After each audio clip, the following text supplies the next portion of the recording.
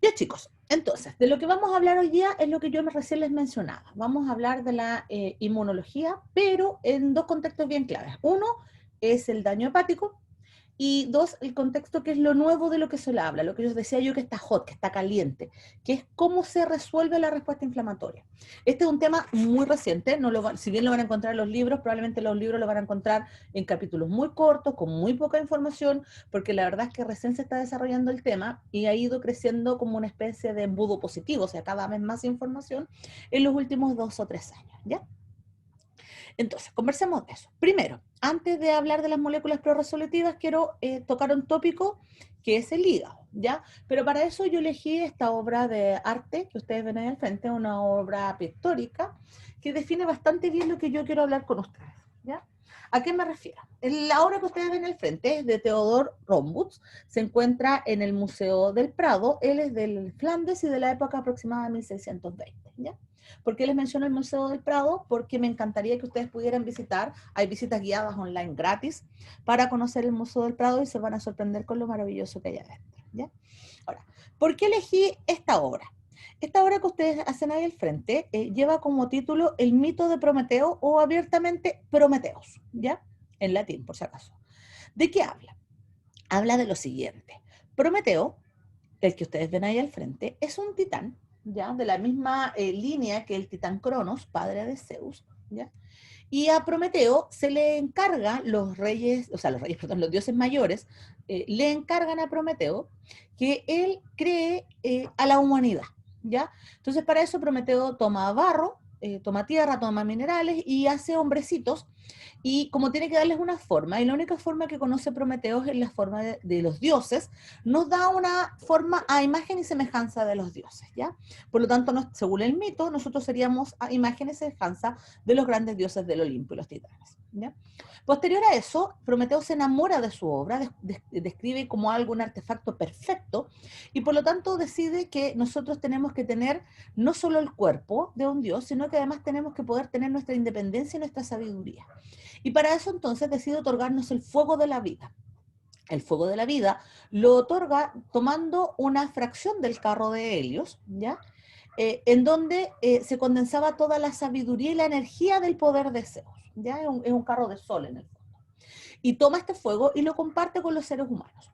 Los seres humanos, al recibir este fuego, esta energía vital, tienen la capacidad de descubrir su propia independencia, su toma de decisiones, su sabiduría interna y la aparición entonces de las profesiones, por así decirlo, en esa época no eran profesiones, pero de todos los artes que el ser humano puede realizar. Dentro de ellos estaba la medicina misma, ¿ya?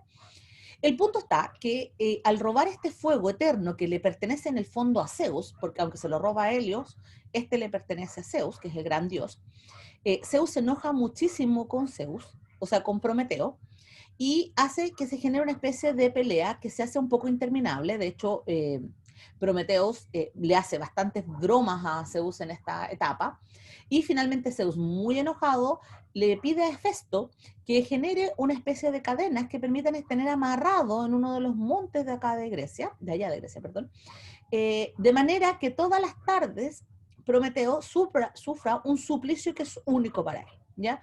Y el suplicio consistía en que un águila iba a venir todas las tardes e iba a desprender su piel de la zona abdominal e iba a comer sus vísceras, ¿ya? Y las iba hasta el punto de dejarlo extenuado y exhausto para que muriera la noche. Pero como Prometeo es un titán, él es un inmortal y por lo tanto a la mañana siguiente todas las vísceras que habían sido consumidas por el águila iban a ser regeneradas, y aquí viene la palabra más importante, iban a ser regeneradas para volver a sufrir un nuevo suplicio el día siguiente, ¿ya?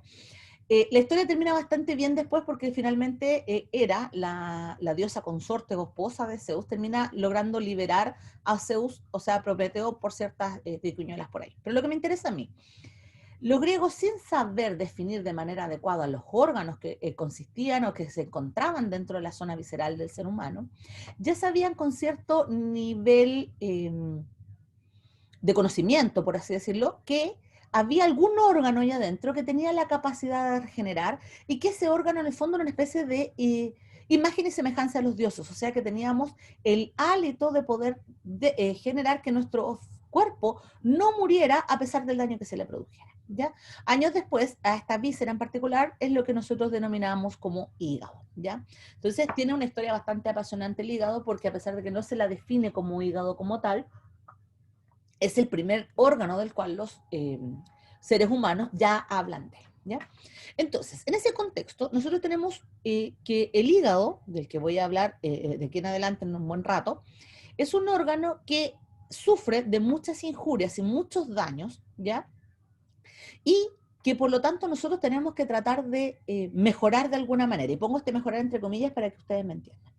¿Qué es lo que hay que hacer? Nosotros tenemos muchas patologías hepáticas y una de las primeras cosas que a uno se le viene a la mente es prevenir, ¿ya? O sea, en el fondo evitar que aparezcan patologías hepáticas que terminen con la muerte de un paciente, ¿ya? Y dentro del prevenir, por mucho tiempo se ha planteado una estrategia que se llama preacondicionar, es decir, preparar al hígado con ciertas sustancias o con ciertas técnicas quirúrgicas para que el hígado esté preparado para el daño que va a venir a posterior en el ser humano, ¿ya? Eso se puede hacer desde el punto de vista nutricional. Se ha hecho desde el punto de vista quirúrgico, haciendo incisiones pequeñas en el hígado, preparando la respuesta inflamatoria para el hígado. Pero en general todavía no existe un sistema que prevenga la enfermedad hepática como tal, ¿ya?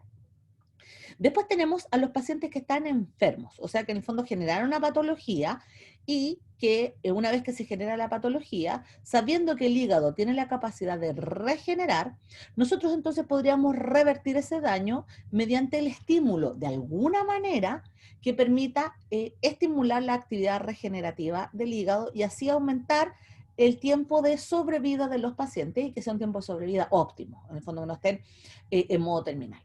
Y después tenemos otra alternativa y otra pregunta que nosotros nos hacemos. Bueno, ¿pero qué pasa con los pacientes terminales?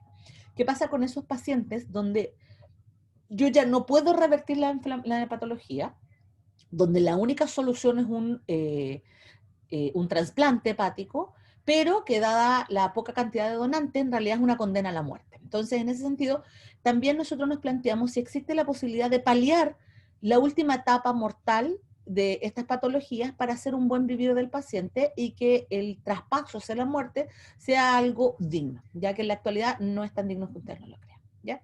Para hablar de eso, entonces yo les digo, les hablo del hígado, les hablo del mito, les hablo de lo que nosotros en el laboratorio buscamos.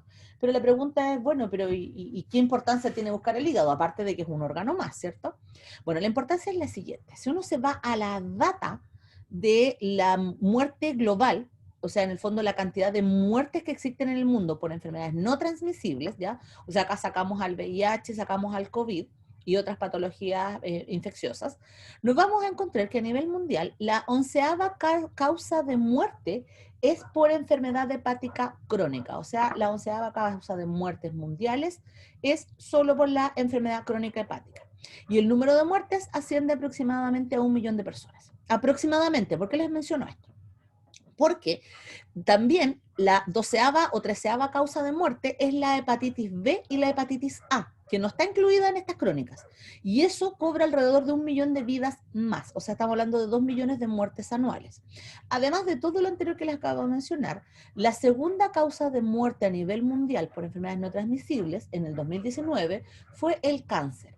Y dentro del cáncer, la tercera patología más relevante fue el cáncer hepático y el cáncer de vías biliares, cobrándose aproximadamente otro millón más de muertes, ¿ya? Entonces podemos decir que la enfermedad hepática crónica, incluyendo la hepatitis y el carcinoma, ocupa espacios dentro de la segunda causa de muerte hasta la 12ª, 13ª. Pero eso no es todo, chicos.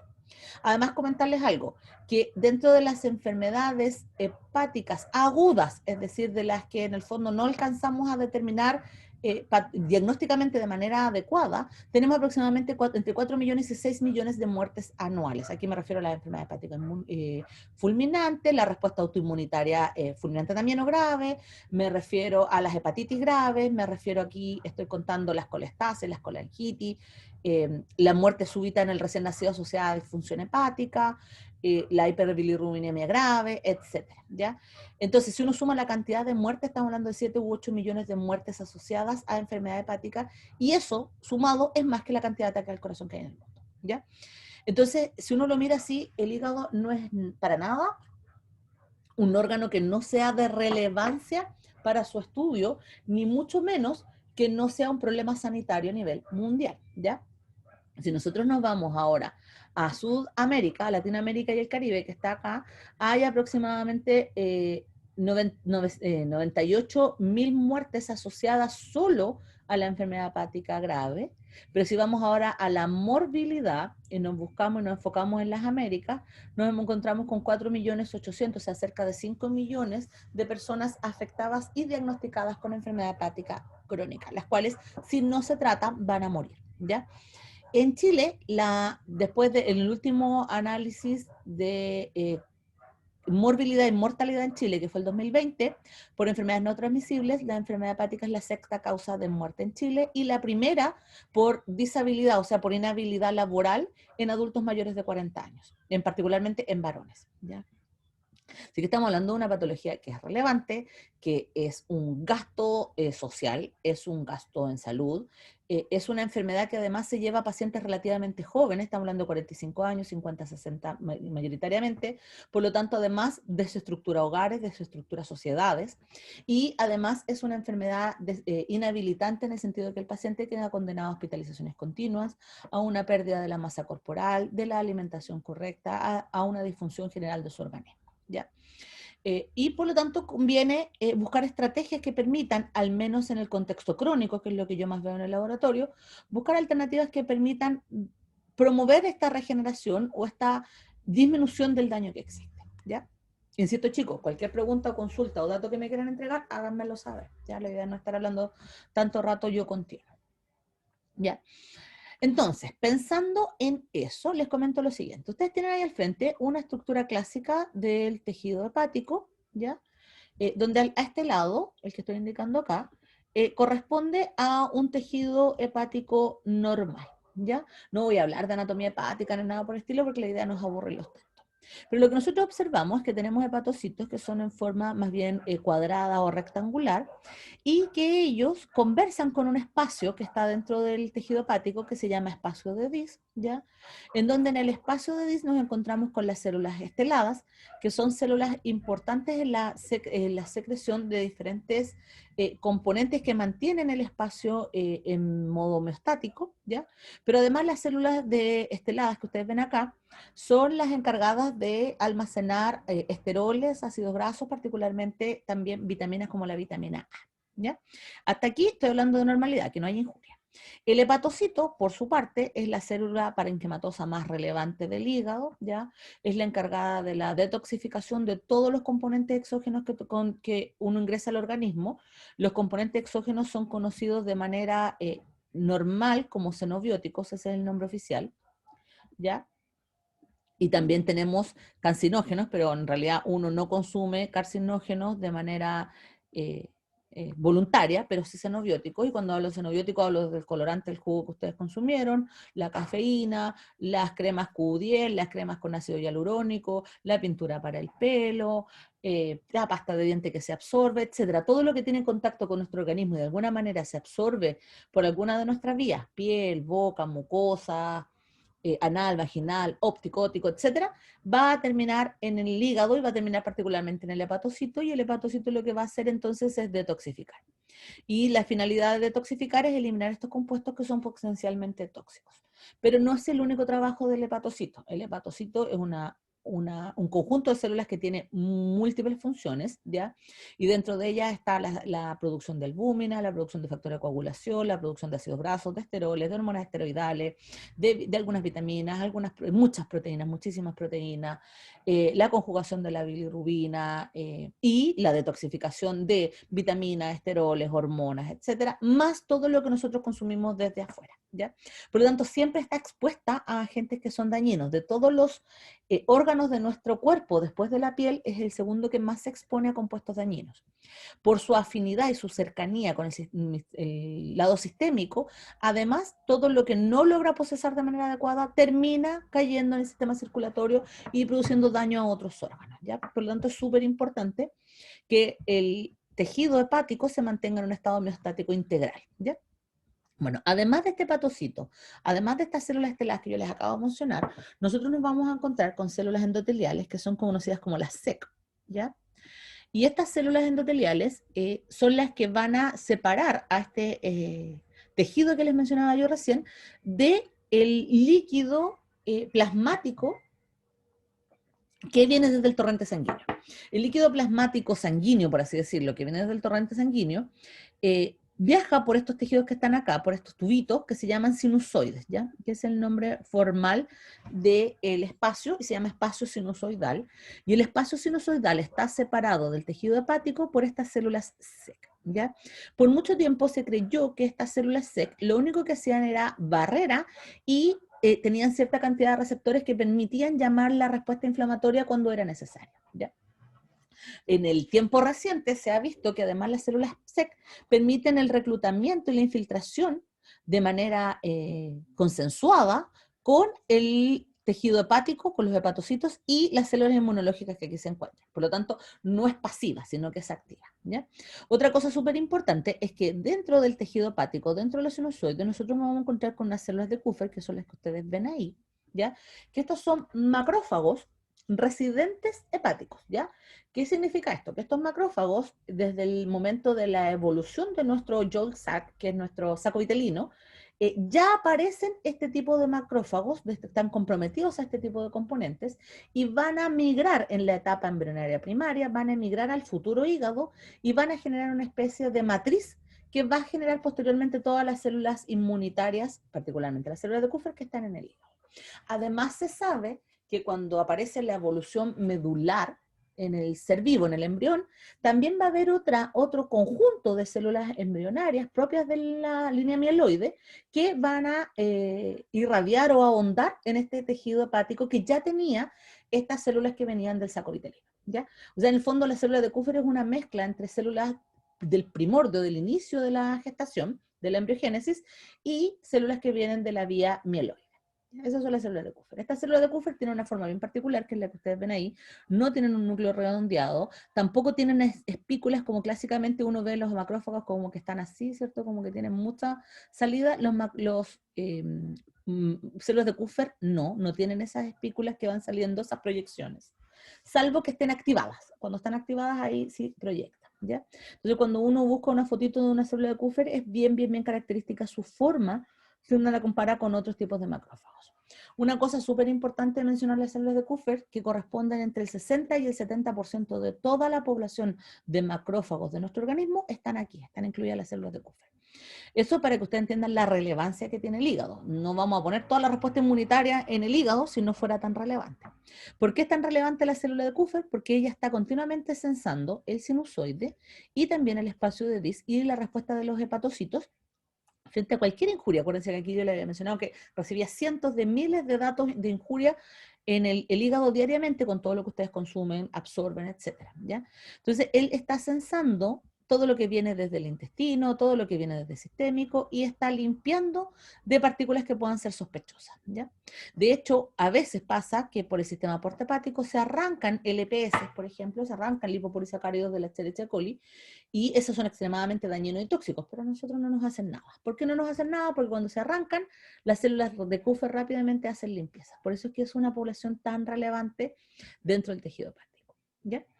Entonces, con ese conocimiento vamos a lo siguiente. ¿Qué pasa si yo le hago un daño al hígado? Este daño podría ser el alcohol, podría ser un fármaco que estamos tomando y que nosotros no toleramos, podría ser alguna respuesta alergénica, podría ser una respuesta inmunitaria exacerbada, etc. Lo que va a ocurrir es que este daño va a producir una pérdida de la estructura clásica del hepatocito. Acá la muestran como si pierde las vellosidades, pero no es así. Por si acaso, lo que hace el hepatocito es que pierde su forma de rectangular o cuadrado y se pone más redondita, ¿ya? Y por lo tanto pierde el contacto. Si ustedes se fijan, estar cuadrada tiene un contacto que es muy firme entre una célula y otra, y al ser redonditas pierden el contacto entre ellas y por lo tanto la comunicación endocrina de manera óptima, ¿ya? Entonces, al perderse esto, algunas de las células entran en fase apoptótica y otras en fase necrótica, dependiendo del tipo de insulto, y eso va a generar que se genere unos componentes que no sé si ustedes han escuchado antes, que se llaman DAMPs, que son micromoléculas o moléculas que activan el sistema inmunitario, pero de manera endógena, ¿ya? No vienen en el fondo de respuesta infecciosa ni nada por el estilo. Y mayoritariamente los DAMPs corresponden a derivados de cuerpos apoptóticos, ¿ya? Pero no son lo único. Estos componentes van a activar a las células tanto de la estelada como las células sinusoidales, como las células de Kupffer, y van a crear una especie de matriz de protección para que no haya más daño al hígado, ¿ya? ¿Cuáles son las matrices de protección? Primero, al activar a las células esteladas se van a convertir en miofibroblastos. En el hígado nosotros no tenemos fibroblastos porque el tejido no lo necesita. Entonces, cuando se requiere la producción de colágeno en altas cantidades, lo que ocurre es que la célula estelada cambia su compromiso celular, ¿ya? Se modifica en el fondo su fase y se convierte en un miofibroblasto que es conocido como célula estelada activada, pero su estructura fenotípica es la de un fibroblasto común de cualquier otro tejido, ¿ya? Este fibroblasto comienza a producir grandes cantidades de colágeno, particularmente colágeno 1 es A1, y produce un depósito de matriz extracelular, ¿ya? Además, ella empieza a dividirse. Las células estelares no se dividen de manera natural en el hígado, sino es por algún tipo de injuria o daño. Entonces, la división genera más colágeno, más matriz, y mayor matriz la matriz permite aislar al hepatocito del sinusoide. ¿Por qué necesitamos aislarlo? Porque la mayoría de los componentes tóxicos vienen desde el sinusoide. Por lo tanto, al aislar con esta matriz, el componente tóxico no va a seguir entrando hacia el hepatocito y no va a seguir produciendo daño. Es una forma de defensa, ¿ya? Por otro lado, los DAMPs a su vez, no solamente van a activar a la célula estelada, sino que también van a activar a la célula de Kupffer, que a su vez va a interaccionar con el SEC activo, o sea, con los sinusoides activos, y esto va a permitir que genere un fenotipo que se llama CCL2, ligando de CC, ¿ya? De CX3, de hecho, en particular. Este aumento del ligando en los sinusoides va a permitir que cualquier monocito que esté circulando o cualquier basófilo o cualquier neutrófilo que esté circulando sea reclutado para que pueda infiltrar al tejido y limpiar todas estas masas que están muertas, ya todo lo que es tejido necrótico, todos los restos celulares, etcétera, ¿ya? Y por lo tanto, primero aíslo con la matriz y después lo que hago es que hago la limpieza con todas estas células que están dando vuelta. La célula de Kupffer, por su parte, va a cambiar su metabolismo, que es un metabolismo o un fenotipo de limpieza, a un fenotipo que es proinflamatorio. ¿Qué significa esto? Que va a empezar a generar un ambiente, un microambiente, que va a promover la aparición de interleuquinas como interleuquina 6, TNF-alfa, etcétera, que a su vez van a promover más respuesta inflamatoria, aislando este tejido dañado del medio externo. Y también las células de Kupffer van a promover la producción de factores transformantes de colonia, ¿ya? De growth factors, que van a promover, por ejemplo, aquí tenemos al growth factor, al factor transformante tumoral, que es muy importante en la división celular, ¿ya? Cuando se activa este factor transformante, las células esteladas se dividen aún más rápido, y si se dividen aún más rápido, se produce más matriz extracelular. Si el daño logra ser retenido, por ejemplo, ustedes se tomaron 1 litro de tequila en una noche, produjeron mucho daño como el que yo les acabo de mostrar, pero no siguieron tomando y el sistema logró limpiar ese alcohol, ese acetaldehído que consumieron, y por lo tanto este tejido se va a renovar. ¿Qué es lo que va a ocurrir? Que una vez que se termine de activar la anoxa, el daño, la injuria, y los neutrófilos o monocitos o macrófagos que vienen desde circulación limpian el tejido, las células de Kupffer nuevamente van a empezar a producir un fenotipo que se conoce como fenotipo M2, pero no es único, en donde va a promover ya no la producción de estas interleuquinas, sino la producción de la interleuquina 10, la producción de la interleuquina 17.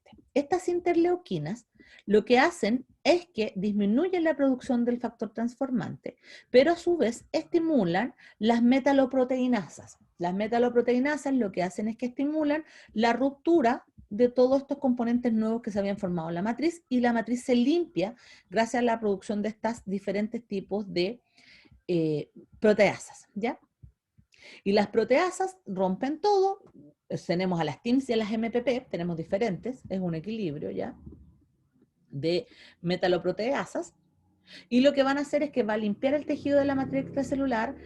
Al no recibir estas señales inflamatorias, va a desaparecer los componentes celulares tipo T, tipo B, va a dejar de reclutarse el CCL2, las células SEC se van a apagar, y al apagarse no va a haber más infiltración y el tejido inflamatorio va a desaparecer del hígado. Cuando esto está limpio, las células que quedaron intactas del hígado, las células hepatocíticas que no tenían daño, ahora van a revertir su estado en el ciclo celular. Ellas son células complejas que están en un estado de quiescencia tipo G0, como la mayoría de los tejidos que son de alta complejidad, pero estas células tienen una característica en particular, y es que pueden salir del G0 de manera voluntaria, ya dependiendo de este medio ambiente. Y al salir de G0 entran en G1, fase de división, y por lo tanto pueden repoblar los espacios que quedaron injuriados, los espacios dañados. Pero es algo bien divertido, porque ellas no entran a un G1 como si fueran vírgenes o nuevas, sino que entran a un G1 con toda la experiencia que tienen. Y por lo tanto van generando una red de protección en el tejido hepático. Esto en el caso que se revierta. Si nosotros no podemos revertirlo, borrar todo esto, si nosotros no podemos revertirlo, entonces la matriz que se había creado va a empezar a endurecerse, va a producir placas fibróticas y las células que estaban detrás de la placa se van a quedar sin oxígeno y sin nutrientes, producto de que no tienen comunicación con el sinusoide. Sin oxígeno y sin nutrientes es la condena a la muerte celular. Por lo tanto, si esto se mantiene, la anoxia se mantiene en el tiempo, las células, los hepatocitos van a morir, no van a poder regenerar porque no está el estímulo para regenerar, la respuesta inflamatoria no se va a detener y por lo tanto vamos a tener un agregado inflamatorio externo de infiltrado más la respuesta inflamatoria interna mediada por las células de Kupffer. Y ese daño se va a mantener en el tiempo y va a ser lo que nosotros conocemos como cronicidad, donde la cronicidad tenemos una respuesta inflamatoria potente, ¿ya? Dañina, y que debido a que el hígado es un órgano que soporta muchísimo el daño, nosotros podemos llegar a tener una pérdida del 77% de la masa hepática, es decir, que esté muerta o que esté fibrótica, y aún así nosotros no darnos cuenta. ¿Ya? ¿Por qué? Porque el 23% restante permite mantener las funciones vitales del ser humano. ¿Ya? Ahora, no nos damos cuenta, pero eso no significa que no estemos dañados. ¿Ya? Ahí solo se puede encontrar la patología por algunos hallazgos de bioquímica clínica, ¿ya? O por algunos cambios particulares en el cuerpo de la persona, como son cambios en la producción, por ejemplo, de colágeno, de proteínas de la piel, pierden en el fondo pérdida del cabello y engrosamiento de la zona abdominal con aparición de trastornos de la vía del metabolismo de los cuerpos nitrogenados, ¿ya? Pero no es grave todavía. Cuando el paciente descubre que tiene una patología es porque ha perdido más del 80%, y aquí es donde tenemos el problema. Si tenemos una pérdida de más del 80%, que incluso es mayor, hay pacientes que tienen hasta el 90% perdido, no tenemos insumo, no tenemos hepatocitos para que puedan regenerar, aunque nosotros limpiáramos todo el tejido. Si lográramos limpiarlo, los hepatocitos no son suficientes para regenerar. De hecho, hay un estudio que se hizo en el Hospital El Salvador, con fondos nacionales y fondos de Suiza, en donde descubrieron que si ellos sacaban el hígado, extirpaban el hígado y dejaban solo un 17% del tejido, se podía regenerar, pero bajo ciertas condiciones muy especiales. Entonces son pacientes, por si acaso, ¿ya? Yo soy un colega mío. Entonces, sabemos que hay un punto de no retorno, sabemos que hay un punto donde tenemos que lograr salvar al paciente que tenga antes de que llegue a ese 17%. La pregunta es, bueno, ¿y si esto es tan grave? Si sabemos que produce tantos millones de muertes al año, si sabemos que es algo que llega a un punto de no retorno, ¿y por qué no tratamos a los pacientes? La respuesta es, porque no podemos tratarlos. No hay ningún medicamento en la actualidad, ni de origen molecular, ni de origen farmacológico, ni de origen inmunitario, que pueda revertir esta patología que yo les estoy mostrando. ¿Ya? Entonces ahí es donde cabe mi laboratorio y ahí es donde yo quiero hablar de la resolución. ¿Ya? Por eso me demoré tanto. ¿Consultas hasta ahí, chicos? Profesor, yo tengo una pregunta. Si pudiese volver, por favor, a la diapositiva anterior. Uh-huh. ¿Me devuelvo? En este caso, por favor, me imagino que estas células que están en G0, en este caso, y que dado cierto estímulo, vuelven al ciclo celular para diferenciarse nuevamente, Uh-huh. ese proceso está mediado por por estímulos. O sea, obviamente se genera como mecanismo o como respuesta a todo este proceso que estamos visualizando acá, pero el hecho de que la célula que está en un estado G0 entra al ciclo celular nuevamente, se activa por algún factor o algo en específico, ¿o no? Una Sí, señal en específico y en realidad no es viéndolo como desde el punto de vista más molecular. Claro, en realidad no es una señal, es un ambiente. No es que una señal lo produzca. Es un ambiente y el ambiente que se conoce en la actualidad es que es bajo en TGF, pero alto en IRS. No sé si ustedes han escuchado alguna vez hablar del receptor de insulina. Sí. Entonces, lo que se sabe, nosotros en el hígado no tenemos activo el receptor de insulina tipo 1, tenemos el receptor de insulina tipo 2, que es el que responde a la respuesta metabólica clásica. Entonces, se sabe que si uno activa este receptor de insulina de manera en modelo animal, y por otro lado disminuye la respuesta de este, o sea, tienen que estar los dos juntos, recuerden que este era el transformante, este es el que induce la división. Uno pensaría entonces, si Claro. induce la división, lo lógico es que indujera esta división, pero no es así, aquí induce la muerte, ¿ya? Entonces, cuando está bajo el TGF, alto el IRS, y el ambiente es un ambiente limpio, o sea, un ambiente sin respuesta inflamatoria, y es un ambiente rico, lo que les mencionaba yo, interleuquina 10, interleuquina 17 y sus receptores, se sabe que se promovería de alguna manera la división celular, pero no se conocen todos los agentes que hay de por medio. No, correcto, porque claro, eso, si uno piensa, al menos en lo que yo pienso como rápidamente al ver esta explicación, es que claro, si uno de alguna forma pudiese estimular ese microambiente, se podría solucionar en cierta forma esta patología. Pero lógicamente tal vez alguien se la tuvo que haber hecho hace mucho tiempo atrás y ya intentó No, si lo han generar intentado. eso. In vitro funciona impecable. De hecho, tú ponías hepatocitos, uno saca estos hepatocitos, les pone ¿Ya? colagenasa para romper las uniones, para que no haya ninguna unión, o sea, lo dejáis Ujú, solo, suelto. Y claro. oye, súper curioso, porque ellos no toman, en sueltos, si no hay daño, ellos no toman la forma esférica de daño, que es la que yo les mencionaba, que es la forma daño. Ellos siguen cuadrados, pero sueltos. Y empiezan a Mm, reunirse entre ellos, y si tú les pones IRS y le pones nutrientes, obviamente, y ácidos grasos, que aquí es donde yo quiero entrar, y no le pones ácidos grasos esenciales, ellos empiezan a reunir y dividir, se unen de a dos y dividen al medio, y quedan dos chiquititas al medio, y como que las protegen. Y después, de nuevo, se unen dos, dejan al medio. Entonces te quedan dos grandes, dos chicas, dos grandes, dos chicas. Y así empiezan a crecer y hacen como cadenas. No hacen círculos, sino que se concatenan entre ellas como si fueran un tejido normal. Entonces son cadenas. Entonces como que las células nuevas nacen de ahí, se generan aquí. No sé si tengo alguna forma claro. de Sí, hacerlo, pero es muy divertido. El punto es que eso tú lo logras in vitro, lo logras en un mundo ideal, pero se sabe que in vivo, si está voy a hablar, abrir comillas, si está esta majamama de cosas que hay aquí, este desorden proliferativo de las esteladas, más la matriz, más los neutrófilos y macrófagos externos, las hepatocitos no se dividen. No les gusta, como que en el fondo tienden a hacer apoptosis. De hecho, cuanto más esteladas hay aquí, más en división, más apoptosis hay acá. mm, Entonces, que ellos lo reconocen como un daño, y es lo correcto, porque es un daño. claro. La Sé que estelada igual es un daño. en cultivo debe ser mucho más fácil mantener las condiciones del... Sí, además que en cultivo tú Mm, tienes una célula, o a lo más dos células, dos grupos.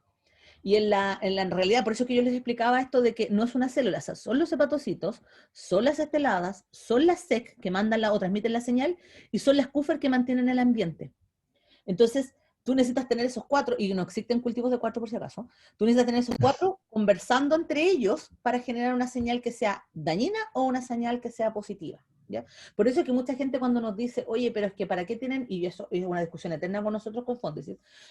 Oye, pero ¿por qué tienen modelos animales si pudiesen hacer modelos in vitro? Pues si hay caleta de modelos in vitro, muchos modelos in vitro. Y la respuesta es, ya, pero ¿cuál modelo in vitro emula solo esta foto que está aquí? Imagínate todo lo más complejo que es. La respuesta no existe, necesitamos un modelo animal. Y el modelo animal que nosotros tenemos en la actualidad es el modelo de rata y ratón, pero particularmente la rata es más efectiva porque la actividad hepática se parece mucho a la actividad hepática humana. No es perfecto, pero nos sirve. ¿Ya? Ya, chicos, ¿sigo o tienen más consultas? Por mi parte Hola, era solo yo eso. tengo una duda. Ya, dígame. Hola, buenas tardes. Buenas tardes. O sea, me pareció igual bastante interesante y me gustaría saber algunos ejemplos que podría promover la regeneración, o sea, ejemplos de como ambiente para que permita la regeneración de los hepatocitos. Ya, es que Me eso, parece interesante. a Eso mí se va a ver después. sí, vamos a ver una, que es la que nosotros proponemos en el laboratorio. Pero a grosso modo te puedo Ah, comentar. ya. formas. Existe, por ejemplo, una solución que se llama, una solución es como el típico suero, ¿ya? Por si acaso, pero se llama solución, que se llama solución de Wisconsin, así le pusieron el nombre, que es como una cierta cantidad de calcio, de nitrógenos, de cuerpos nitrogenados, de ácidos grasos esenciales y de nucleótidos, ¿ya? Que se le administran a los pacientes, y de hecho se utiliza en la actualidad en la clínica, a los pacientes que yo voy a someter a trasplante hepático. Cuando el paciente ya viene muy dañado, o sea, esto ya no lo tengo como revertir, yo tengo que buscar un trasplante, ¿cierto? Un órgano sano. El punto es que si yo traigo el órgano sano a un enfermo, la inflamación del enfermo me puede producir daño al nuevo. Entonces, para eso se creó esta solución, que es una solución de Wisconsin, donde se hace pasar todos los sistemas capilares del paciente que va a recibir para limpiarlos de todos estos daños, que quede como limpio y que quede listo para aceptar el órgano nuevo. ¿Ya? La solución de Wisconsin se utiliza en la actualidad y es bastante efectiva. Es súper cara, por si acaso. Pero sirve y se utiliza. El problema está que solo sirve para aquellos pacientes que ya están en la cirugía de trasplante. ¿Ya? No sirve, porque no sirve en el ser humano común y corriente, porque ¿cómo te hago yo lavado capilar? No podría, no hay ninguna manera de hacer un lavado capilar con el órgano íntegro, ¿ya? Entonces es útil, no es lo mejor sobre la faz de la tierra, pero es útil y sirve y mantiene el hígado funcional. Se me había olvidado comentarles eso. El trasplante hepático es la única solución final a estos pacientes, ¿ya? Para el paciente que está terminal. Pero hay ciertas restricciones que tienen que ver con la patología de base y con la disponibilidad. Para que se hagan una idea, en Chile el año 2019, que fue la última vez que entregaron un conteo, habían 2.200 personas en lista de espera, ¿ya? Y de esas 2.200, habían 230 o algo, si no me equivoco, que estaban en fase terminal, o sea, se iban a morir dentro de los próximos 6 meses. De esas personas, de esas 237, que son las más graves, el 2020 hubieron solo 5 trasplantes. O sea, eso es lo que tenemos, esa es nuestra disponibilidad. Y en los años buenos, en los años donde la gente dona más, tenemos 20 trasplantes, 25 trasplantes. Chile es un país muy bajo en trasplantes. Los países que tienen mayor cantidad de trasplantes son Canadá y España, porque tienen como una especie de publicidad, por así decirlo, a la entrega de órganos. Y lo otro tiene que ver con el tejido que uno recibe. Por desgracia, Chile es el tercer país del mundo con mayor índice de obesidad en pacientes jóvenes. Y eso significa que los hígados de esas personas, yo incluida, vienen dañados. Entonces nadie va a querer un hígado dañado ponerlo en un paciente enfermo, porque en el fondo lo estoy condenando también a la muerte. Además de que pague una cuenta carísima por el trasplante, más encima el hígado no va a servir mucho. Por eso es que los hígados de los estadounidenses tampoco sirven mucho, porque ellos tienen una estadística muy alta de obesidad y obesidad mórbida. Entonces, los hígados chilenos del adulto chileno no es muy bueno, y además que somos alcohólicos, más encima. Entonces, además de eso, se suma el daño asociado al estrés oxidativo por el alcohol. Entonces, el único hígado que es muy bueno en Chile es el hígado adolescente o el hígado infante, que son hígados que vienen sanos. El problema está que en Chile no existe cultura de la donación en el infante. Nadie dona hígados de infantes, por eso es que es tan bajo el índice, porque cuesta encontrar un adulto sano, que es la opción que se utiliza en la actualidad, y mucho más va a encontrar la donación de un niño pequeño, estamos hablando de un niño de 2 años, 6 meses, 8 meses, no sé, por 5 años, 15 de repente si no ha bebido alcohol y no tiene trastornos hepáticos, etc. Entonces, se dona muy poco, y como se dona muy poco, la única opción que nos queda es medicamento y tratar de mantener la sobriedad del paciente como sea, ¿ya? Y lo otro que también nosotros hemos tratado de trabajar en el laboratorio, pero nos ha costado un poco echando a andar, es, oye, ¿y si nosotros tenemos el hígado del adulto que no está tan sanito y lo recuperamos, y si le ponemos algún fármaco en particular que permita recuperar este hígado que no está dañado, pero que igual tiene algún grado de enfermedad? También sería una opción farmacológica, ¿ya? Como recuperar ese hígado para poder trasplantarlo. Ahora, esa es la solución de Wisconsin. Otro que existe que se les da a los seres humanos en la actualidad es lo que se llama la inmunonutrición, que lo estamos, de hecho, nosotros acabamos de mandar un paper de actualización, en donde lo que se plantea es que, así como la solución de Wisconsin tiene calcio, tiene nitrógeno, tiene otros sustratos, tiene vitaminas, tiene ácidos grasos esenciales y nucleótidos, ¿por qué no podemos dar los ácidos grasos inesenciales y nucleótidos por la vía parenteral o la vía oral? Y eso permite el lavado de las vías capilares o la limpieza de la vía capilar para que se produzca menos daño. Y en la actualidad en varios lugares se está haciendo, Chile se empezó a hacer hace poco y ha tenido súper buenos resultados. Pacientes que tenían 2 meses de vida o 3 meses de sobrevida han tenido 6 meses ahora. O sea, como que se alarga la sobrevida. No mejora, no evita la muerte, pero menos mejoramos la sobrevida del paciente. ¿ya? Esa es otra opción. Lo demás, hay fármacos, todos los meses se patenta algo nuevo, pero todos los meses cae la patente porque en realidad no hace que el paciente sirva. Ya esas cosas son las que yo te puedo decir, no, sí, es el tratamiento que en la actualidad sirve, es la propuesta que tenemos. La otra propuesta que hay dando vuelta son inhibidores directos de alguna de los componentes de las células. Por ejemplo, un inhibidor de CCL, del ligando de CC, o sea, del CCL2 en el fondo. Pero se ha visto que si se administra esto, el paciente termina con daño renal o daño cardíaco, etc. Entonces, en realidad no es un fármaco muy útil, porque si bien alarga la sobrevida, la alarga a un costo demasiado caro, ¿ya? Hay algunas cosas particulares también que se dan, por ejemplo, para los pacientes con hepatitis B se dan antivirales, para los pacientes con intoxicación farmacológica se da N-acetilcisteína, pero en realidad todos esos fármacos se pueden dar al principio de la patología y la mayoría de los pacientes no saben que está enfermo. Entonces, como no sabe que está enfermo, no se puede administrar el fármaco de manera adecuada, ¿ya? ¿Consultas? ¿Alguna otra consulta? Aclaré, no sé si aclaré, pero esto sigue, eso sí, no he terminado. Por mi parte quedó claro. Ya, súper. Ya, les comento entonces. Nosotros con esto que les acabo de mencionar, hace muchos años atrás, yo no soy tan joven como me veo, ¿ya? Planteamos, cuando yo trabajaba en la Universidad de Chile, que si los ácidos grasos esenciales eran tan importantes para la respuesta hepática, ¿por qué nosotros no administrábamos los ácidos grasos esenciales de manera directa en el animal, en el modelo animal? ¿Qué nos íbamos a encontrar? ¿Con qué nos íbamos a topar? Ojo que le estoy hablando de hace 10 o 12 años atrás, donde hablar de alimentar o entregar ácido graso, la gente te miraba como el demonio, y así como, no, si los ácidos grasos son súper malos. Pero nosotros planteamos que no son súper malos, lo que pasa es que están mal administrados, no están administrados de manera adecuada para la situación adecuada. Entonces, en relación a eso, nosotros tomamos a los reyes de la respuesta cardiovascular, que son los ácidos grasos omega 3. ¿Por qué me refiero a los reyes? Porque entre los años 1990 y el año 2010 aprox, se descubrió que los pacientes que tenían altas concentraciones de ácidos grasos omega 3, que son, en particular son el EPA y el DHA, ácido icosapentaenoico y docosahexaenoico, que es por la cantidad de enlaces carbono que tiene, los pacientes que tenían mayor cantidad de estos ácidos omega 3 tenían menor probabilidad de sufrir un ataque al corazón. Y si lo sufrían, tenían menor probabilidad de morir por este evento, ¿ya? También se descubrió que las poblaciones que consumían alta cantidad de pescado azul, ¿ya? Que es el que tiene estos ácidos grasos, eran poblaciones que casi no tenían incidencia de daño cardiovascular. Estoy hablando de poblaciones de Siberia, algunas poblaciones de los Países Bajos, noruego, ruso, etc. Particularmente esto se estudió en Siberia, eso sí. Entonces era como raro porque ellos no tenían incidencia de enfermedades cardiovasculares y la única cosa diferente de ellos, además del frío, era que consumían estos ácidos grasos omega 3. ¿Y cómo los consumían? Directo del pescado. Ya ellos son poblaciones que consumen muchísimo pescado, ¿ya? Y particularmente en esos mares hay muchísimo pescado azul. El pescado azul es el que uno mira en las ferias de estas de feria o estas vegas donde se venden pescado, y la piel del pescado es entre morada y azul iridiscente, ¿ya? No es cualquier pescado. Ejemplos de pescados azules tenemos la trucha, el bacalao, el jurel, el atún, el salmón, etc. ¿Ya? O sea, casi todo lo que se come en Chile.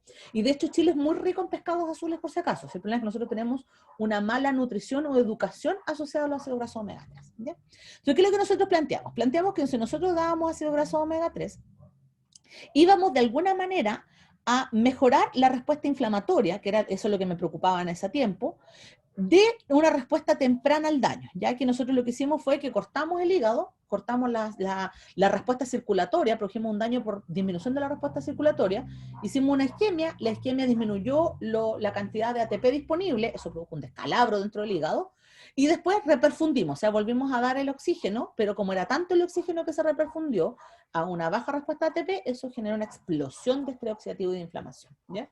Entonces, y eso es súper, súper común cuando uno hace cirugías gástricas, cirugías cardíacas, etcétera, que nadie piensa en el pobre hígado, pero cuando uno hace una cirugía cardíaca, uno corta la circulación y el hígado se queda sin circulación. Cuando hace una cirugía renal, el hígado se queda sin circulación. Cuando uno hace una cirugía bariátrica para bajar de peso, hay una pérdida de la circulación hepática. Entonces, eso es súper común en cualquier cirugía de órganos, que ocurra este daño explosivo por cambios del oxígeno, ¿ya? Y del nutriente. Entonces, nosotros emulamos esto en el ratón y empezamos a buscar la respuesta inflamatoria. ¿Qué fue lo que nosotros nos encontramos? Nos encontramos que la respuesta inflamatoria del órgano, en los órganos dañados, se debía a un aumento de NF-κB, que eso todo el mundo lo sabe. El NF-κB es un factor de transcripción que es súper potente, que molecularmente maneja a las células inmunológicas para que promuevan la inflamación, para que promuevan el daño inflamatorio, ¿ya? Entonces, ¿qué fue lo que nosotros encontramos? Que cuando se administraron estos ácidos grasos omega 3, se activaba un factor que pocos conocían en esa época, que es el PPAR-alfa, que es de la familia de los receptores nucleares de ácidos grasos, ¿ya? Obvio, si esto era un ácido graso, tenía que interactuar con su ácido graso. Lo interesante de esto fue que nosotros encontramos que se unían de manera directa. O sea, el factor nuclear de ácidos grasos se unía de manera directa con el factor nuclear de inflamación y el factor de ácido graso lo captaba, lo robaba e impedía que que respondía a la inflamación, pudiese gatillar una respuesta entre los macrófagos o entre las células inmunológicas.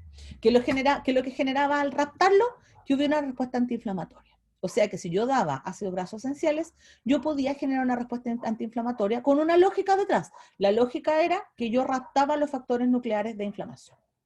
¿Ya? En ese mismo contexto, siguiendo con lo mismo, lo que nosotros vimos entonces, ya, lo raptamos, ok, pero ¿eso protege? ¿Sirve raptarlo? ¿Sirve la respuesta antiinflamatoria? ¿Modifica algo? Y bueno, lo que hicimos fue hacer el seguimiento, que también lo publicamos, y descubrimos que el tejido revertía. O sea, el tejido que estaba muy dañado empezaba ahora a mejorar su estatus de necrosis, disminuía la necrosis, aumentaba la apoptosis, disminuía los niveles de TNF-alfa, aumentaba los niveles de interleuquina 10 y disminuía los infiltrados inflamatorios. O sea, bingo, era súper importante administrar estos ácidos grasos esenciales. Estamos hablando hace 10 años atrás. Entonces, nosotros no contentos con eso, en esa época empezamos a decir, bueno, pero el ácido graso esencial, ¿qué hace? ¿Qué es lo que está haciendo? ¿Qué tiene de especial? ¿Cómo se une? ¿Cómo genera esto? Bueno, en esa época calzamos justo que con un grupo de gente con mucho más recursos que nosotros, que es de la Universidad de Harvard, ellos empezaron a estudiar que cuando uno daba muchos de estos ácidos grasos, se producían moléculas, que voy a hablar en un segundo más, en un ratito más, que permitían modificar la respuesta inflamatoria, tal como nosotros lo habíamos dicho, pero ellos lo dijeron un par de años después, ¿ya? Solo que ellos tienen más recursos y ellos hicieron un análisis completo, obvio. ¿Qué fue lo que encontraron ellos? Y esto se los traduzco en un paper más moderno. Y lo que encontraron ellos es que cuando yo produzco una respuesta dañina por la vía inflamatoria, la que sea, infección, alcohol, droga, exceso de grasa, diabetes, los pacientes diabéticos pasan mucho por esto, lo que nosotros nos topábamos era que había una respuesta aguda inflamatoria, ¿ya? Y que esa respuesta aguda inflamatoria en los primeros minutos generaba una respuesta edematosa, ¿cierto? Donde venían los infiltrados, donde venía toda la respuesta dañina, ¿ya? Dentro de los primeros segundos o minutos, hasta una hora aproximadamente, hasta 3 horas de hecho nosotros la determinamos en un paper, ¿ya? Y que cuando uno miraba el exudado de eso, había una respuesta alta en prostaglandinas, leucotrienos y tromboxanos. Estos que están aquí son derivados de una enzima que se llama COX, la enzima ciclooxigenasa. La ciclooxigenasa existen 3 isoformas. La COX-1, que es común, digamos, en todos los tejidos, y que es la que promueve la inflamación.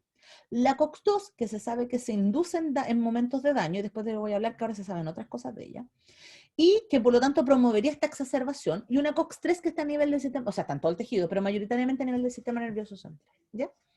Entonces, la COX-2, después de empezar a funcionar y producir estas prostaglandinas, tromboxanos, leucotrienios, llegaba un minuto donde empezaba el reclutamiento ya no de los infiltrados clásicos, sino que ya de infiltrados con MINDE, comprometidos, ¿ya? Y dentro de eso nos encontrábamos con los macrófagos que tenían ciertas características bien particulares que permitían tomar una decisión en el tejido, o sigo con la inflamación y daño, o me voy por este otro camino y resuelvo, ¿ya? Y en ese resuelvo, lo que encontraron ellos es que cuando decidía resolver, cuando se tomaba esta decisión, aparecían unas moléculas que ahora nosotros llamamos moléculas pro-resolutivas, ¿ya? Esas moléculas pro-resolutivas se producen por una respuesta o una interacción entre el ácido graso esencial, la SEC, los sinusoides y el macrófago, conversan en el fondo. Pero ahora estamos hablando de una molécula que conversa, ya no estamos hablando de un ambiente, no estamos hablando de una situación donde las células conversan, que es como obvio. Estamos hablando de una molécula que conversa con el sinusoide y una molécula que conversa con el macrófago. Y con la presencia alta de estas moléculas, se toma la decisión de haber una resolución. Y el macrófago pasa de ser un macrófago inflamatorio ahora a ser un macrófago pro-resolutivo. Y gracias a estas moléculas.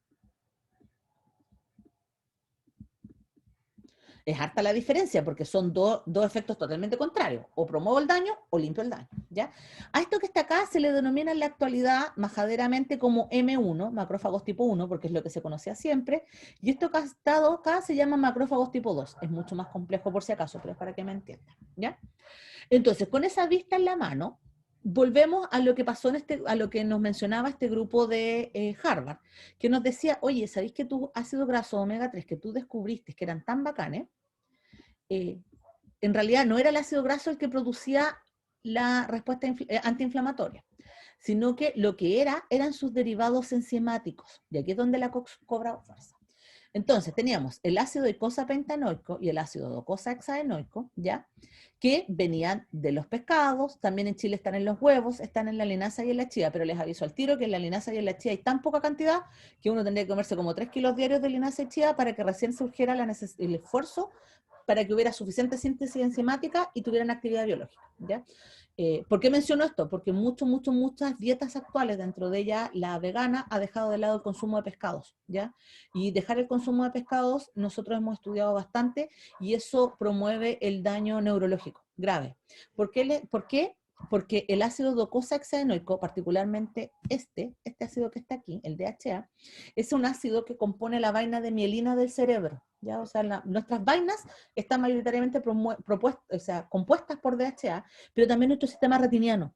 Mientras más DHA nosotros tenemos en nuestra etapa embrionaria, mayor va a ser la cantidad de vainas que hay en el cerebro y mayor va a ser la respuesta retiniana, o sea, de los conos y los bastones en el ojo, ¿ya? ¿Qué significa esto? Que si las madres consumen mucho DHA durante el último trimestre del embarazo, que es cuando se desarrolla el cerebro y la retina, los chicos van a tener mayor cantidad de neurotransmisión y mayor agudeza visual. Y de hecho hay un montón de estudios relacionados con esto que han llegado a la conclusión de que es en el tercer trimestre del embarazo, más los 4 primeros años de vida, que tú puedes modificar la respuesta neuronal del paciente o del niño solo con administrar DHA.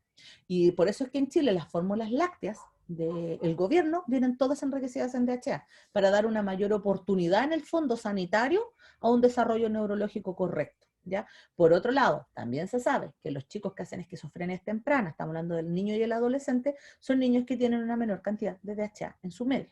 Lo mismo pasa con los niños que tienen autismo, tienen menor cantidad de DHA y por lo tanto la neurotransmisión es más disminuida, ¿ya? Entonces el DHA es muy relevante, muy importante, pero en ese contexto.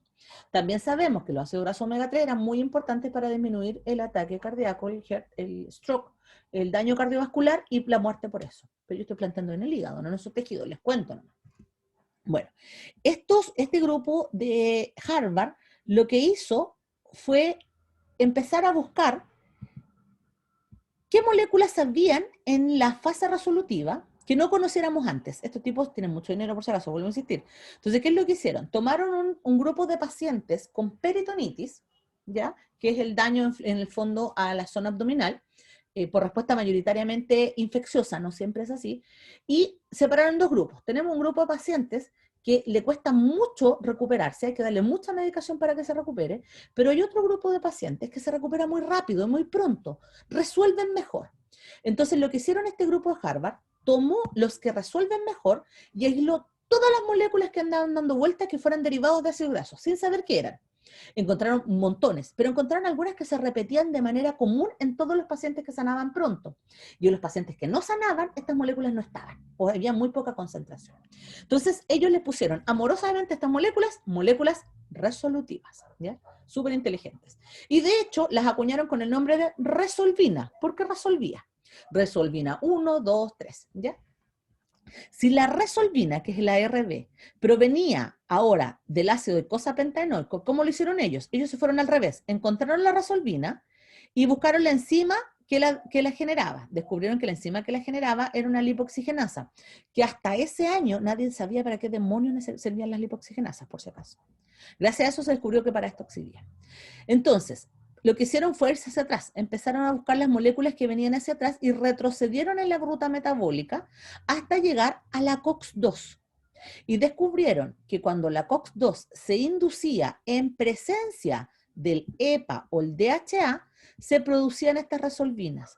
Pero si la COX-2 se inducía En ausencia del EPA y el DHA, se producían entonces las prostaglandinas, los tromboxanos y los leucotrienios, que eran los que producían o promovían el daño. Es más, encontraron que el precursor de estos, y que eso ya se sabía hace años atrás, era el ácido araquidónico, porque probablemente ustedes lo han escuchado montones de veces, que el ácido araquidónico, si no lo han escuchado les comento yo, el ácido araquidónico es un ácido graso que promueve la respuesta inflamatoria.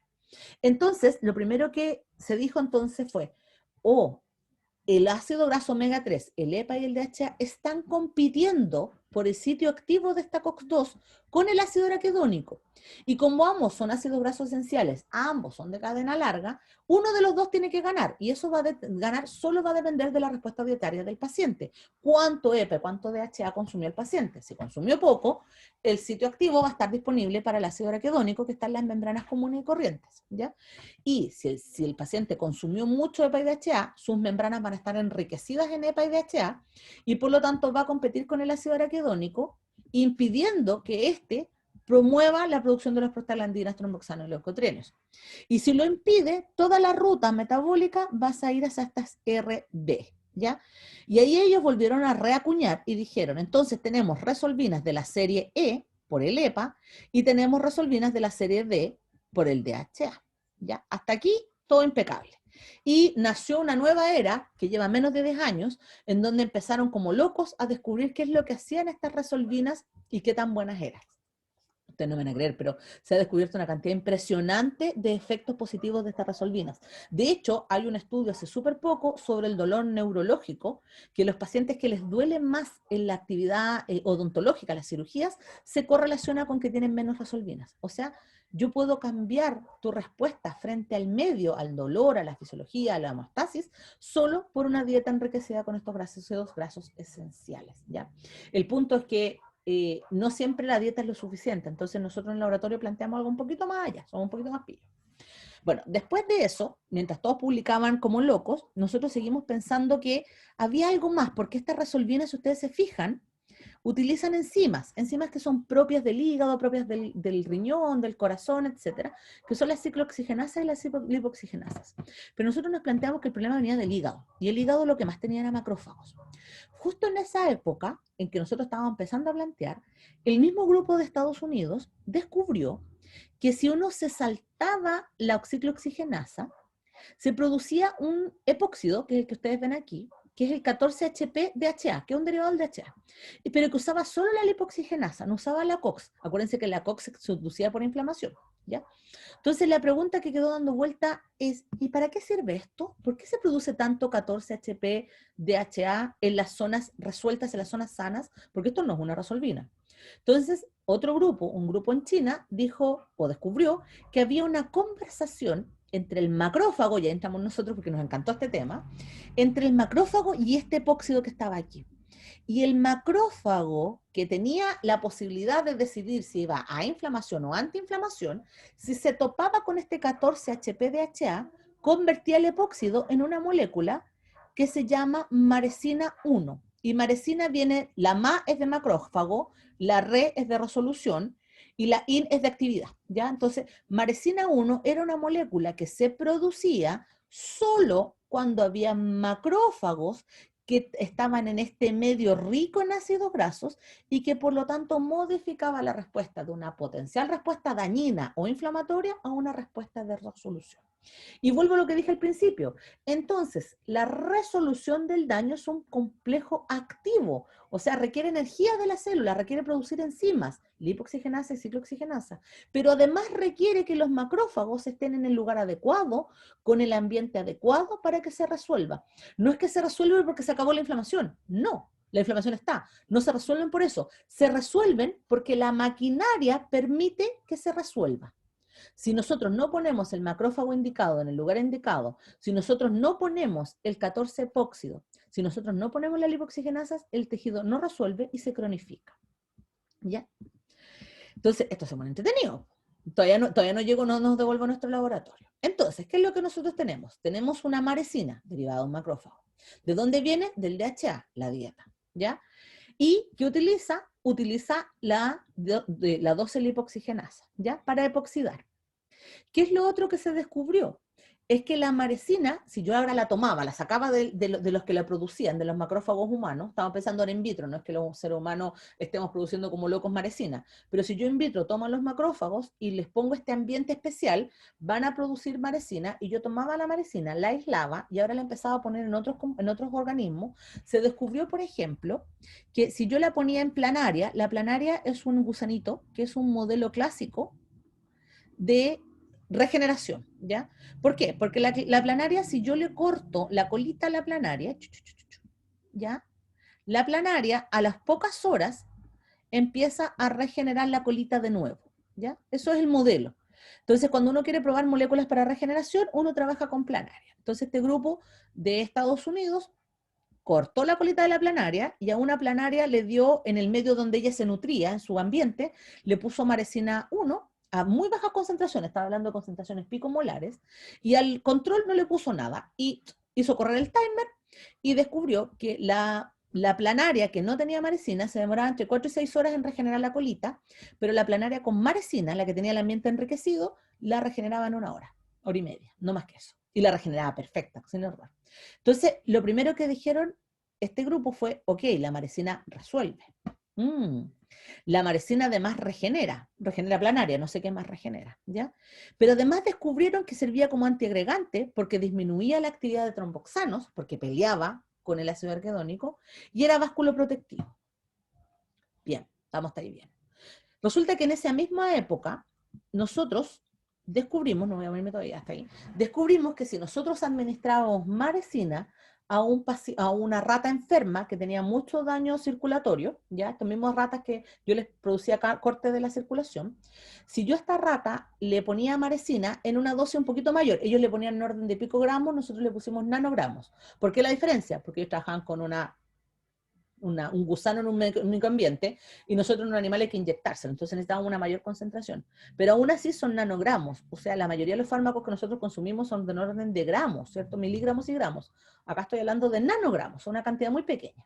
La cuestión es que si yo le inyectaba a la rata intraperitonealmente en nuestro laboratorio la marecina, y después nos íbamos a hacer la biopsia del hígado, descubríamos que los hígados que habían recibido marecina empezaban a duplicar, que es lo que te decía yo, tenía este hepatocito aquí, este hepatocito acá, y empezaban a aparecer los hepatocitos divisorios, los bebés de hepatocitos, por así decirlo. O sea que nosotros podíamos lograr con la marecina cambiar esta estrategia del G0 al G1, podíamos obligarla. Como tú me habías preguntado antes, en el fondo un alumno me preguntó aquí, oye, ¿pero qué ambiente teníamos? Yo te dije, se sabían algunas cosas, no todas. Pero nosotros en nuestro laboratorio descubrimos que si poníamos marecina, nosotros podíamos promover eso. Y por lo tanto publicamos un paper donde explicábamos que aparentemente la marecina promovía la regeneración hepática. Y ese fue el primero de un montón de papers que nacieron en nuestro laboratorio, ¿ya? Entonces, sabemos que ProResuelve, ¿cierto? Hace resolución, mejora el ambiente. Sabemos que aumenta la regeneración en planaria, y ahora gracias a nosotros además mejora la regeneración en el hígado, ¿ya? Pero eso no resuelve el problema del daño crónico, porque nosotros no habíamos visto daño crónico hasta ahora. Entonces nosotros nos planteamos lo siguiente, esto no es mío por si acaso, pero sirve para explicar. Si nosotros tenemos un macrófago maduro, que puede venir de diferentes líneas celulares, por ejemplo aquí viene del monocito, en el caso del hígado venía del sacovitelino o de la línea mieloide, ¿ya? Si nosotros tenemos este macrófago, nosotros podemos hacer in vitro que el macrófago, bajo ciertas condiciones, se convierta en macrófago M1 o se convierta en macrófago M2, in vitro, ¿ya? Para convertirlo en macrófago M1, que era inflamatorio, yo tenía que ponerle interferón y algún tipo de daño, un PAMS, un DAMS, algo lo que lo activara, ¿ya? Pero si yo el macrófago, en lugar de ponerle esto en el medio, en el in vitro, le pongo interleuquina 4, interleuquina 13 o interleuquina 10, ya, entre otras cosas, yo promovía que fuera macrófago M2. Ya, eso yo lo hago in vitro. Si el macrófago era M1, se volvía súper proinflamatorio y por lo tanto producía mucho daño tisular en el hígado. Si el macrófago era M2, producía un mecanismo tipo resolutivo. Pero como esto era in vitro, la pregunta que nosotros nos estamos haciendo ahora en nuestro laboratorio, ¿no? Con el fondo que tenemos en la actualidad, es, si yo sé que la medicina hace esa maravilla, ¿qué pasa si yo, en lugar de poner, como in vitro, yo puedo ponerle todo lo que yo quiera, porque es un ambiente controlado, pero si en el ratón, en lugar de hacer el ambiente controlado, porque no lo puedo controlar, yo le coloco marecina ahora? ¿qué hago si yo le coloco, qué pasa con el hígado si yo le coloco marecina sabiendo que la marecina es prorresolutiva? Yo creo y yo apuesto a que se va a ir todo por esta vía, hacia el macrófago M2 que va a recuperar el tejido. Ya sé que hace que el hepatocito divida. Ahora lo que me falta saber es si el además de la regeneración del hepatocito, yo puedo modificar al neutrófilo, al macrófago, no residente, si yo puedo modificar el microambiente, si puedo disminuir TGF-beta, etcétera, ¿ya? Entonces, con eso, nosotros lo que estamos tratando de plantear es que estas moléculas prorresolutivas, particularmente la marecina, generarían en el macrófago, y esto es lo que yo quiero probar, disminuir la fagocitosis, disminuir el reclutamiento, ¿ya? En las células epiteliales u otras células parenquimatosas, modificar la respuesta inflamatoria mediada por las citoquinas antiinflamatorias, ¿ya? Ahí está mal los bajos, antiinflamatorias, ¿ya? En los polimorfonucleares y neutrófilos, disminuir la migración y disminuir la apoptosis, ¿ya? Y en las células endoteliales, rescatar el endotelio vascular. Eso es lo que estamos proponiendo. Esto es de un paper de nosotros, por si acaso. Y con ese conocimiento, poder modificar la respuesta del daño hepático mediado por diferentes factores. Estos son papers que no son solo míos, esto es un resumen de varios papers, ¿ya? En donde se ha visto que si uno administra marecina 1, in vitro o in vivo, uno puede disminuir el daño tóxico. El CCL4 es un componente que está prohibido en el mundo porque produce carcinogénesis y daño hepático, ¿ya? Además, se ha probado que la marecina disminuye la respuesta grasa. El NAFLD es el daño que se conoce como hígado graso no alcohólico, es un daño no alcohólico que generalmente se asocia a dietas desequilibradas o diabetes, ¿ya? Y por lo tanto, aparentemente la marecina lo que haría es que mejoraría la respuesta frente a estas patologías. Eso es lo poquito que hay. Es todo lo que hay, está resumido en este cuadro, ¿ya? Piensen ustedes que son 10 años de estudio, nosotros somos uno de los grupos, ¿ya? Entonces, no mucho lo que hay, pero lo que se sabría es que disminuye el daño tóxico y disminuye el daño por componentes grasos de la dieta, ¿ya? Por componentes nocivos. En ese contexto, entonces, nosotros, y esto ya es de nosotros dijimos o informamos que cuando se administraba marecina, particularmente, este también es otro paper, lo que encontrábamos nosotros es que cuando yo administraba marecina en mis ratoncitos, disminuía los niveles de ALT, AST y gamma GT, ¿ya? Estos son todos marcadores de daño hepático. Si yo los disminuyo, significa que estoy disminuyendo el daño hepático. Que mejorábamos la respuesta a la resistencia a la insulina, por lo tanto aumentábamos los niveles de IRS, que era un factor súper importante para que cambiara de G0 a G1, ¿ya? Que inhibíamos el estrés oxidativo, que disminuíamos los factores proinflamatorios, particularmente TNF-alfa e interleuquina 1 beta, que promovíamos el fenotipo antiinflamatorio, aumentábamos los niveles de interleuquina 10, tenemos otras cosas ahí dando vueltas, que disminuíamos el hígado graso. De hecho, nosotros hicimos unas biopsias completas de estos pacientes ratones, buscando y contando gota por gota de grasa, descubriendo que cuando había marecina disminuían las gotas de grasa en el hígado, o sea, disminuía la microesteatosis, ¿ya? Que mejorábamos el perfil lipídico, ¿ya? En el fondo disminuía el LDL, disminuía el VLDL y aumentaba el HDL y su receptor. Súper bueno. Y que aparentemente inducíamos la autofagia, ¿ya?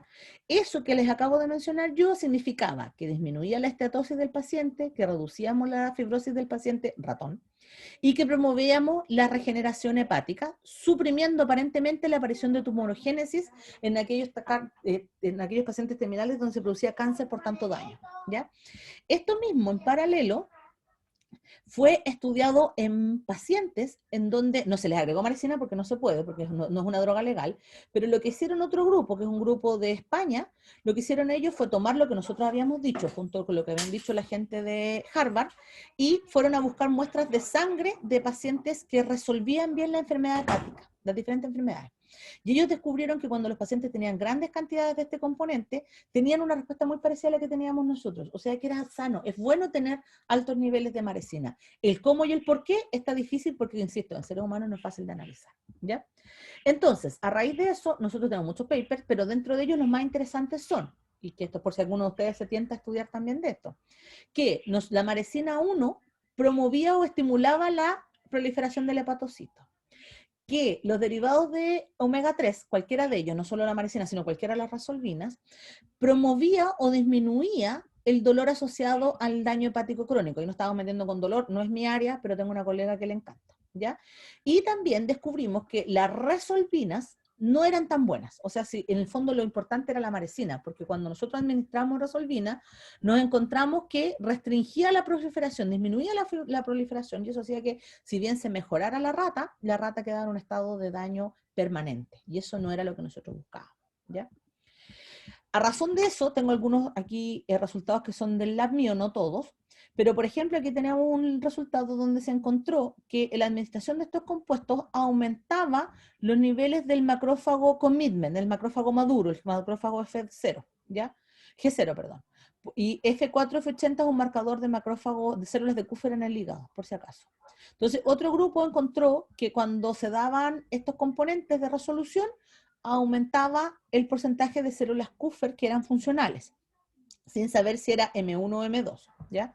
Nosotros en el laboratorio, marcando, aquí esto que ustedes ven acá en la inmunofluorescencia, voy a apagar, que me molesta.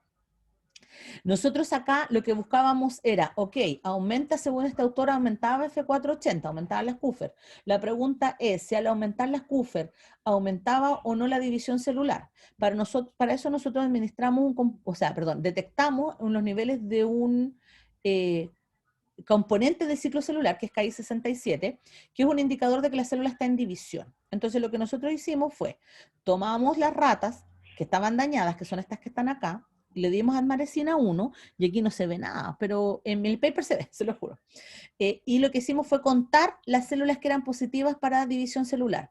Y lo que encontramos que las células a las que le habíamos dado admaresina 1 tenían el mismo conteo de división celular que aquellas a las cuales le dábamos admaresina sin daño.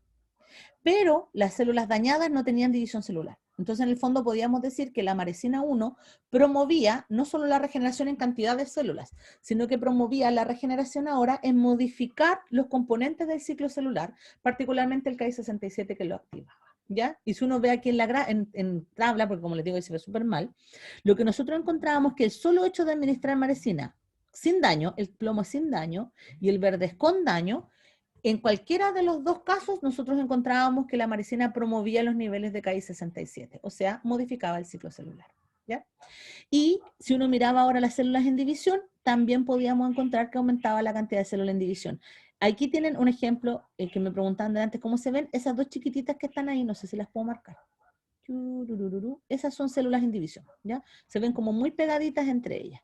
Desgraciadamente aquí la foto la hice muy chiquitita, no se me ocurrió, pero uno puede contar las células que se están dividiendo en el hígado. Esas son todas biopsias de nuestro laboratorio, ¿ya? Entonces, seguimos. También nosotros estamos haciendo ahora en el laboratorio un perfil de citoquinas y encontramos que la sola administración de maresina aumentaba los niveles de la interleuquina 10, que es algo que ya habían mencionado otros autores antes. Nosotros también encontramos esto, que la maresina 1 aumentaba los niveles de interleuquina 10 y que la maresina 1 disminuía los niveles de IL-6 y de TNF-alfa, que no sé si está aquí. A ver si me encuentro, sí que está TNF-alfa. Esto es de otro autor, ya que también trabaja en hígado. Y ellos encontraban lo mismo que nosotros, repitieron la información y encontraron absolutamente los mismos datos. ¿Por qué esto es importante? Uno dice, oye, pero que lata que alguien esté estudiando lo mismo que uno, o sea, nosotros llevamos una carrera importante. Para mí es importante que ellos puedan repetir el protocolo y encontrar las mismas respuestas, porque significa que no es algo propio de nuestro laboratorio, sino que esto es algo que nos va a servir después para explorarlo y traspasarlo a los pacientes, independiente del país de donde vengan. El paper anterior era un paper de gente de China, ¿ya? De un grupo de laboratorio de China. Después, en nuestro mismo laboratorio, nosotros analizamos la arquitectura, los niveles de necrosis, etcétera, la actividad mictótica y el infiltrado de neutrófilos, y lo que nosotros encontramos es que cuando damos maresina, disminuye el infiltrado de neutrófilos, ¿ya? Disminuye la necrosis hepática y mejora la arquitectura del tejido. Estos datos que están en la foto que ustedes ven al frente, ahora ya nosotros no estamos trabajando con un modelo de daño vascular, ahora lo que nosotros hacemos y es porque ya hemos avanzado en esto, ahora nosotros tenemos un modelo propio del laboratorio donde generamos fibrosis hepática dañina, terminal, que emula el daño del paciente terminal en el hospitalizado, del humano, ¿ya? Esto es un protocolo que es bastante largo, demora aproximadamente 12 semanas, pero es óptimo y está aceptado en la comunidad internacional para poder ver cómo poder regresar o revertir este daño hepático en los pacientes terminales, ¿ya? Y de hecho nosotros en el laboratorio además tenemos cómo hacer hepatocarcinoma, o sea, carcinogénesis por fibrosis y muerte por fibrosis, que no lo probamos en la actualidad porque en realidad a nosotros nos interesa revertir y no matar, por si acaso, ¿ya? Entonces nosotros en estas células, en estos pacientes terminales, estos ratoncitos terminales, nosotros encontrábamos entonces esto que les mencionaba yo, disminuía el infiltrado, disminuía en el fondo el daño necrótico, mejoraba la división celular, poquito pero la mejoraba, y mejorar la división celular implica inmediatamente que estoy regenerando, ¿ya? Y cuando marcábamos ahora el KI67, lo marcamos ahora por inmunohistoquímica, encontrábamos que las células que tenían la maresina y estaban dañadas, los hepatocitos también aumentaban la tasa de división celular. Finalmente, la pregunta que nos hicimos fue, bueno, pero ¿y quién es el que activa esta ruta de ciclo celular? ¿Quién es el que mejora que haya menos infiltrado? ¿Quién es el que activa el macrófago que a mí me interesa? ¿Cómo estoy logrando hacer esto? Entonces, nuestro primer planteamiento fue que podía ser por medio de un factor de transcripción. Nosotros ya habíamos trabajado antes con factores, como les mencionaba yo, con el NF-κB, pero ahora nos tiramos por otro factor. Hay un factor de transcripción que se llama NRF2, que es protector, que en muchos tejidos se ha visto que cuando él se activa en el núcleo, generalmente los tejidos se protegen bastante bien. Entonces nosotros lo que hicimos fue buscar este factor dentro del núcleo, estos son tejidos hepáticos, pero nucleares hepáticos, hicimos toda la revisión y encontramos que cuando estaba dentro del núcleo, cuando uno revisaba dentro del núcleo, los animales con maresina tenían esto, tenían un aumento exacerbado en los niveles de expresión de este factor. ¿Qué nos indica esto? Y esto es lo que tengo que escribir ahora para publicar este mes. ¿Qué significaba esto?